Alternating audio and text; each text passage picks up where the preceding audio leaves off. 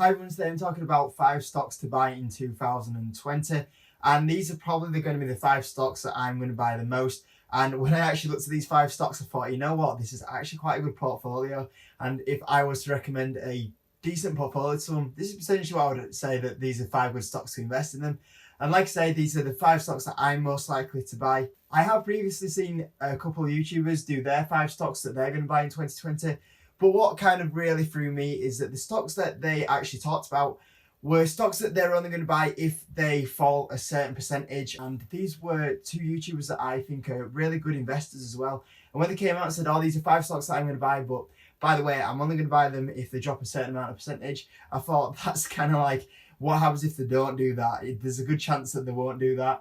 And I just thought that was a bit strange, really, because I'm now going to, the stocks that I'm going to talk about are stocks that obviously I'd like to buy if they did drop a couple of percent, but it's not guaranteed. So I would not mind buying a lot of these stocks at where they're at right now, or if they're at 52-week highs. I feel like they're quite good investments overall and good investments in 2020. Now I'm going to say that I am long-term investing, and also there is potential for some discounts to come on the market, stocks on sale to come on the market.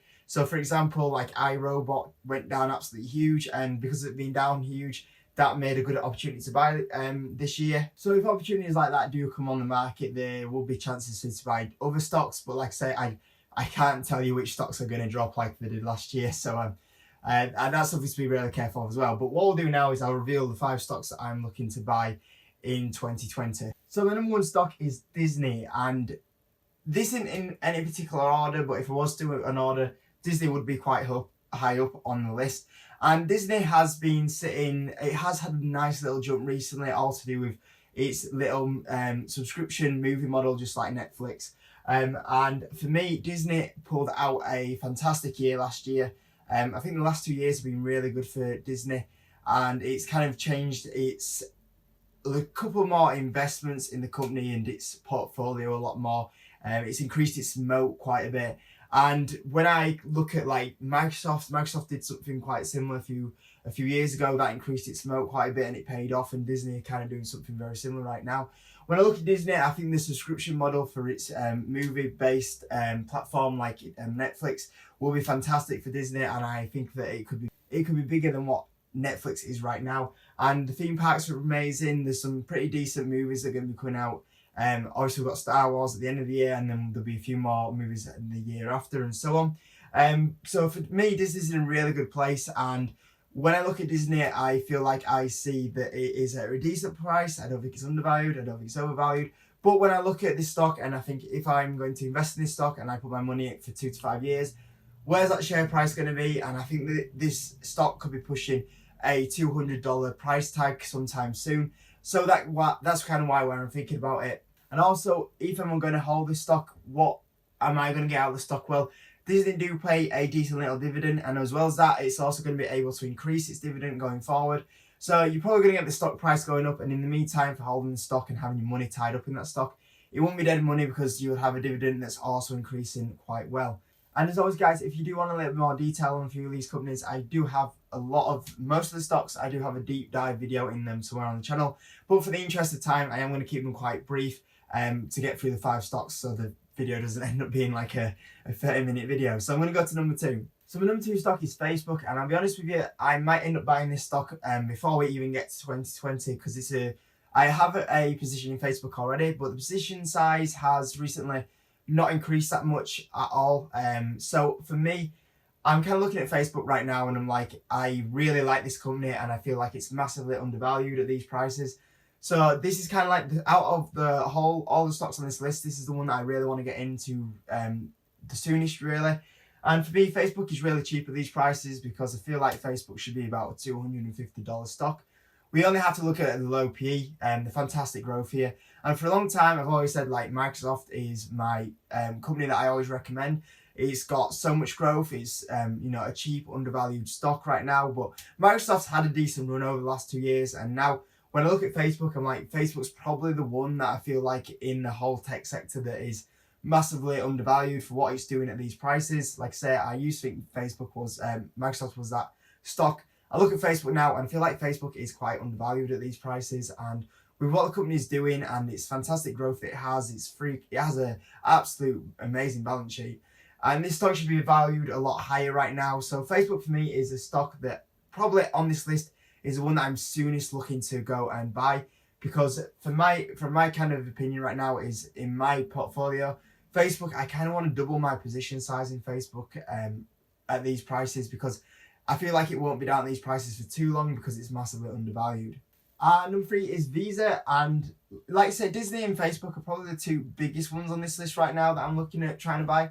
But Visa is a company which I actually bought recently, so I'm not too fussed about even adding any more shares really into this one, because I've obviously just topped up my position, and when I topped up my position, I actually bought like near 52-week highs, so I don't want to buy any really too much in a quick bunch, because if the stock was to go down quite a bit, then obviously I would be down on my position. So this is one that I'm probably only going to buy towards the end of 2020, or if the discount does appear.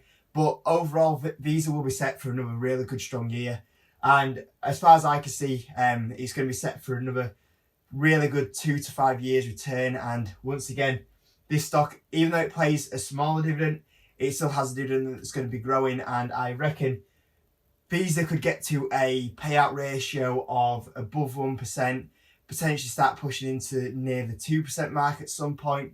That'll be a really good dividend yield for Visa. So Visa for me is a really strong company, and I like my payment companies, and Visa, like I say, is a massive one for me that I'd like to probably buy at 2020. If it's not Visa, there'll be other payment platforms I'll be looking in. So potentially Square, even though that's a little bit more of a growth company, PayPal, MasterCard, them kind of free stocks that I would look at to potentially buy. My number 4 position is Microsoft, and Microsoft for me is my biggest position on the stock market. It has been for the last 2 years since I've been investing, and Microsoft is a company that I absolutely love. I love how much growth they have. I love all the kind of investments and sectors that they're in and where all this revenue comes from. Fantastic company. It has when I look at it, it has everything going on that's perfect, and it has a dividend that's growing at a really nice ratio, and that'll carry on getting increased right now. And like I say, Microsoft's my number 1 position, and it is, in my opinion, for being such a long time, I've said that it's a massively undervalued stock. Now it's kind of getting to a price where I'm like, it's not undervalued, but it's not overvalued. It's kind of at the right sort of prices now. Even so, when we look at the long range for Microsoft, I'd probably say like 2 to 5 years, this stock's going to be a $200 stock. So it does have a lot more upside from here, and it doesn't seem to be struggling at all. So for me, Microsoft is a company that I'd like to keep as my number 1 position in the stock market.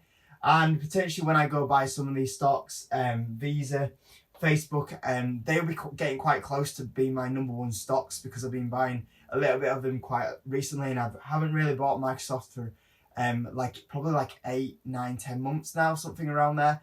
So for me, Microsoft now is kind of like getting caught up slightly. So for me, I would like Microsoft to stay in my number 1 position. So that means probably at some point just buying a couple of shares, even if it's at 52-week highs, at some point. And like I say, this isn't urgent for me, but over the next 12 months, I'd like to carry on adding into my Microsoft position. So I'll kind of I'm not rushing into this position as much as these two. With this one, I'm happy to wait 12 months and wait until I see a good opportunity to go and buy the stock, but I will probably at some point be buying Microsoft in 2020 to keep up as my number 1 position. And my number 5 position is Alibaba, and Alibaba is a stock that I currently own. It is quite a decent position in my portfolio. It's probably like the 5th largest actually to be in my portfolio right now. And for me, Alibaba is a company that's really diverse. Obviously, it's had its toll because of the China trade war, but I've probably talked about Alibaba as a cheap stock now for like 2 years. I'm still surprised it's still in the 100 range, like the $180 range. I actually thought this stock, in my opinion, Alibaba should be a $250 stock right now, easy, and that is probably still undervalued at them prices. So Alibaba for me is a stock that I'd really like to buy. Obviously, the China trade war will carry on weighing down on the stock price while that's still there, which is frustrating because even though it is weighing down, Alibaba is still doing okay. In fact, they're doing pretty good. And these sort of prices with the growth it offers is really good. My kind of thinking behind Alibaba is that I might buy some shares. The problem is that I'm kind of, obviously I've still got my shares in JD that I bought last year, and now I'm kind of getting to the point where like I'm thinking of towards the end of the year, maybe now selling my JD shares at the end of the year, and then putting the money and the profit I have from JD into Alibaba. Not because I don't like JD, just that I've had a good run on JD, and I think that Alibaba has a more diverse revenue stream, and also it's massively undervalued right now. Whereas JD is kind of undervalued, but in my opinion, not as much as what Alibaba is, and the potential that Alibaba has going forward with the amount of sectors that it's in compared to JD gives the advantage to Alibaba going forward. So like I say, Alibaba is one that I'm wanting to buy. I'm just kind of thinking about how I'm going to do it and when's the right time to buy it, because I've got, in my opinion, I've got a okay position size of this right now. At the same time, I'm like, I've got JD shares that are up, 50, 60, 70%. So do I sell them now and put the profit into Alibaba? And I'm just kind of thinking about how I'm going to do it, but I'm going to probably buy Alibaba in 2020. But like I say, at the moment for me, Disney and Facebook are taking the priority of the stocks that I'm probably going to buy in 2020. And then I'll probably get into Alibaba somewhere later into 2020 going forward. So that's kind of like my plan right now of these 5 stocks. Like I say, Disney and Facebook are ones that I'm trying to probably buy sooner rather than later. As well as that, there's obviously the companies that I might buy towards the end of this year, which are, your iRobot, your Uber. I'm currently looking into Dropbox at the moment, and I'm probably going to do a video on them at some point.